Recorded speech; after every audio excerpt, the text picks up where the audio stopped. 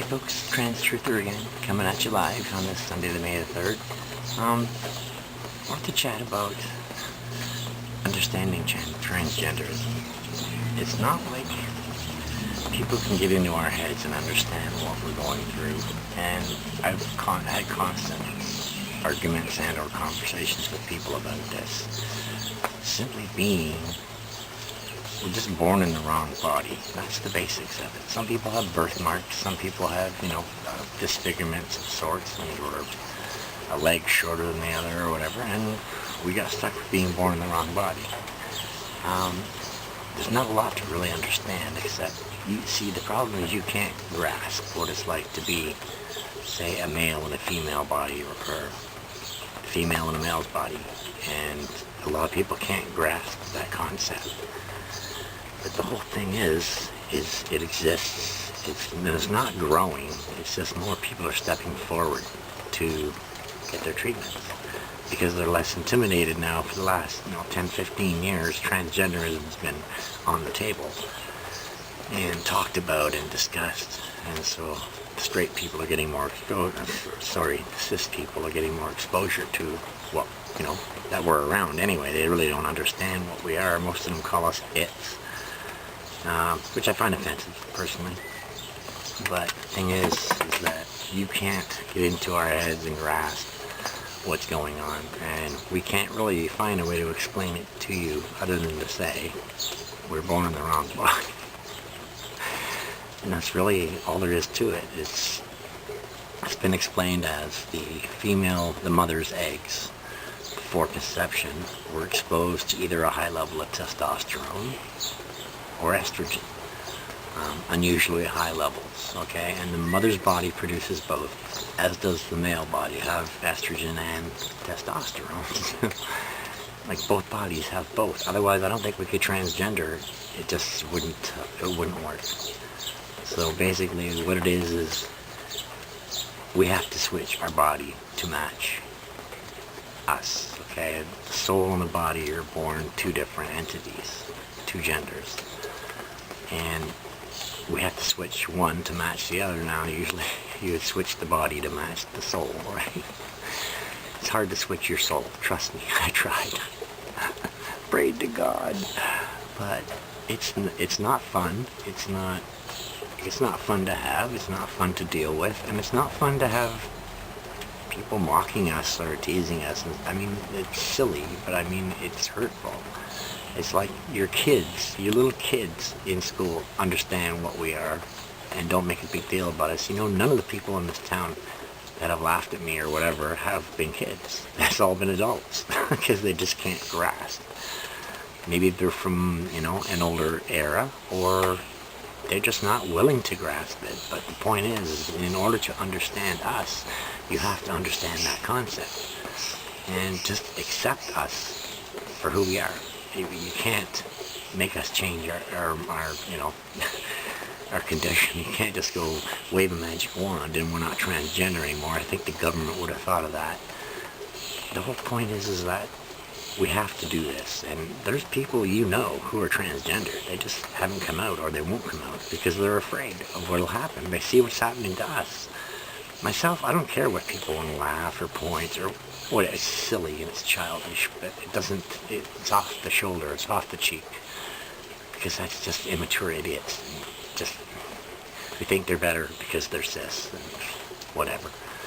But you have to really dig deep into your mind to grasp the concept of the soul and body being different genders. It can happen. It does happen. Back in '86, Dr. Harry Benjamin did his last papers, and from a study he was doing for many decades, and basically had said 1 in 300 people are born transgender. And that was as of '86, okay? That number's a lot higher now.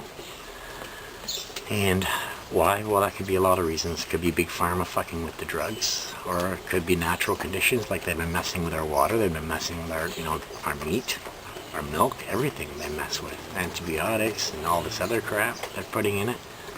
It's not good. So, and I think that plays a large role in having increased either estrogen or testosterone levels that are abnormal. that affect the eggs. And if there's a way they can stop it, well, fine, but it still doesn't help the ones that are here now, okay? And I'm betting it's probably 30 in 300 now.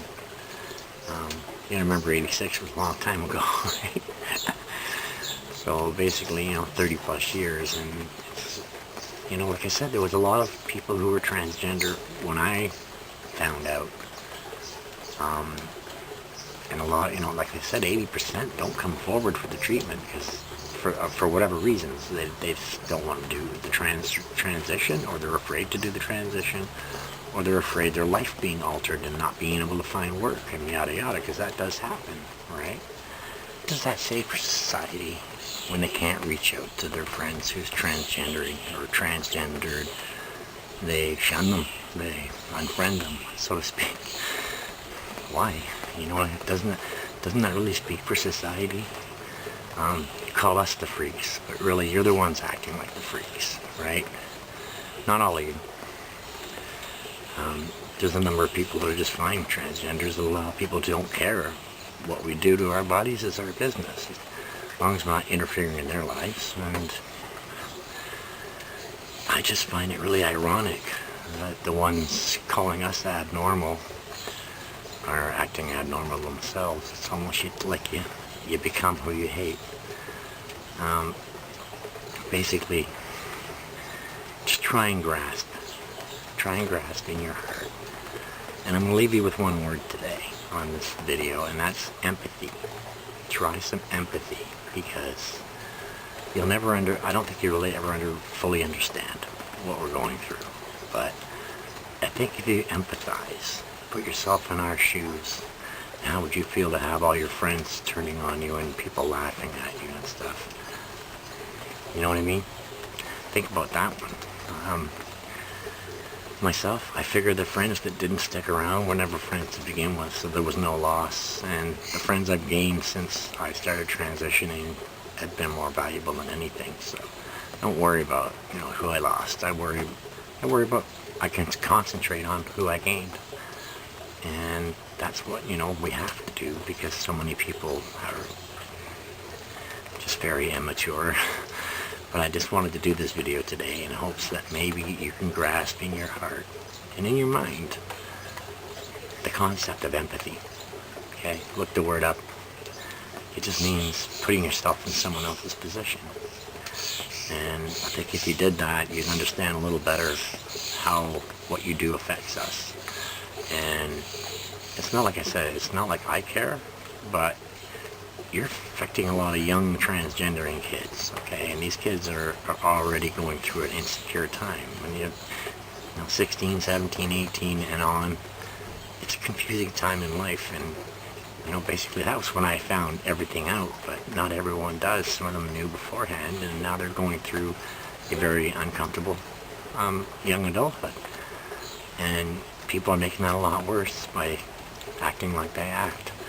So consider the word empathy and learn acceptance. Acceptance is another good word. We're just other people. That's all we are. We're just other people, At least we're not pedophiles. Like, I could probably go through your friends list and find 20% pedophiles. Okay, I can go to your church and probably find 40 or 50% pedophiles. So let's not play games, we're not the bad guys and girls. We're just people going through something. Consider the fact that you say hi and break bread with people who molest children. Maybe every day, or maybe every other day, or once a week, but still. Think about that. It's not like these people tell you who they are, okay? They will be soon because they're legalizing it, but I hope that doesn't happen. That would make me sick. But just remember, transgender people are going through a lot, okay? And we don't need to be branded or ostracized or basically rejected or excluded. We're just people.